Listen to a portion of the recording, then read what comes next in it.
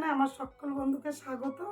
তো বন্ধুরা, আমি আজকে চলে এসেছি আর একটা নতুন রেসিপি নিয়ে আপনাদের কাছে।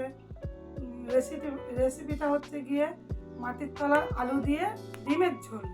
তো আলু তো মাটির তলাতেই হয়, তো এটা অন্য ধরনের আলু, এটাকে বলে খাম আলু। তো দেখে নিন আলুটা কীরকম দেখতে আর আমি কিভাবে রান্না করছি সেটাও একবার দেখে নিন। এই যে দেখুন কত সুন্দর দেখতে, এই যে আলুটা দেখাচ্ছি, আলুটা দেখে নিন কেমন দেখতে। এটা হচ্ছে খাম আলু, এটা দিয়ে আমি ডিমটা রান্না করবো। এইভাবে কেটে নিয়েছি। এইবার এই যে দেখুন কী করে কেটেছি, ডিমটা বসিয়ে দিলাম সেদ্ধ। দেখুন গোটা গোটা ডিম সেদ্ধ বসিয়ে দিয়েছি। যখনই এটা ফুটে যাবে তখন আমি আর কি আলুটা দেবো, কিছুক্ষণ ফুটবে তখন। এই যে দেখুন কত সুন্দর ফুটছে। এবার আমি আলুগুলোকে দিয়ে দিলাম, একটু এমনি আলু দিয়েছি আর এই খাম আলু দিয়ে আর কি হবে দুটো একসঙ্গে। এই হয়ে গেছে। এবার আমি একটু জিরে ভেজে নিচ্ছি শুকনো কড়াইয়ে। এই যে দেখুন ভেজে নিচ্ছি জিরেটা, এটা দিয়ে রান্না করব। এই জিরে ভাজা আর শুকনো লঙ্কা ভাজা শুধু, আর কিচ্ছু না। ডিমটা সেদ্ধ হয়ে গেছে, এবার ছুলে নিচ্ছি। এই যে দেখুন ডিমগুলো সব ছুলে নেবো একটা একটা করে। তার সাথে থাকুন, সঙ্গে থাকুন, পুরো ভিডিওটা স্কিপ না করে পুরো ভিডিওটা দেখুন আমি কিভাবে কি করছি। এই যে কড়াইয়ে তেল দিয়ে দিয়েছি একটু, আর এই ডিমটাকে একটু লবণ দিলাম আর একটু হলুদ দিয়ে দেবো। হলুদটা একটু বেশি পড়ে গেল, যা বেশ। এবার একটু আমি ডিমটা ভেজে নেব। দেখুন কিভাবে ভেজে নিচ্ছি।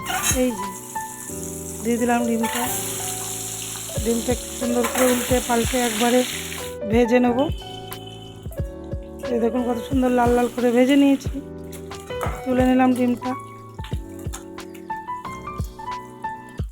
হয়ে গেছে। কীভাবে কী করছি দেখার জন্য সাথে থাকুন, সঙ্গে থাকুন।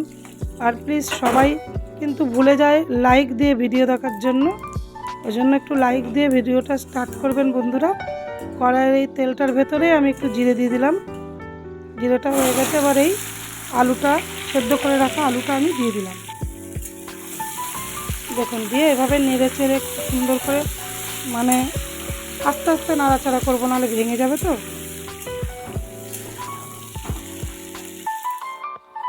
হয়ে গেছে। এদিকে আমি মশলাটা বেটে নিলাম, মশলা বাটছি, আর এদিকে আলুটাকেও ভাজছি আস্তে আস্তে করে। হলুদ দিয়ে দিলাম,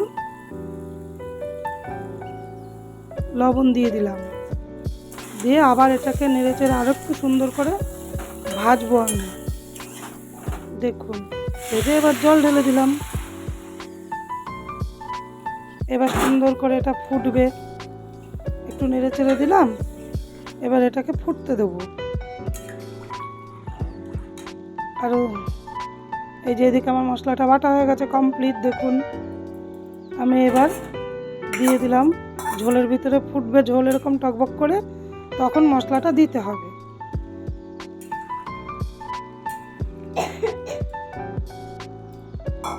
আর আমার ভিডিওটি কেমন লাগলো একটু প্লিজ কমেন্ট বক্সে কমেন্ট করে জানাবেন। আর আমার চ্যানেলে যদি কেউ নতুন বন্ধু এসে থাকে তো প্লিজ চ্যানেলটিকে একটু সাবস্ক্রাইব করে আমার পাশে থাকার অনুরোধ রইল।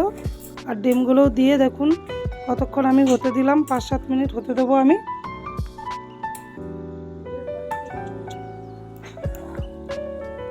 ব্যাস হয়ে গেছে প্রায় আমার তরকারিটা। এই যে ঢেলে দিলাম আমি, ডিম আর আলু দিয়ে ঝোল কমপ্লিট হয়ে গেছে। বাহ, দারুণ হয়েছে, অসাধারণ। সবাই একটু জানাবেন কেমন হয়েছে রান্নাটা আমার।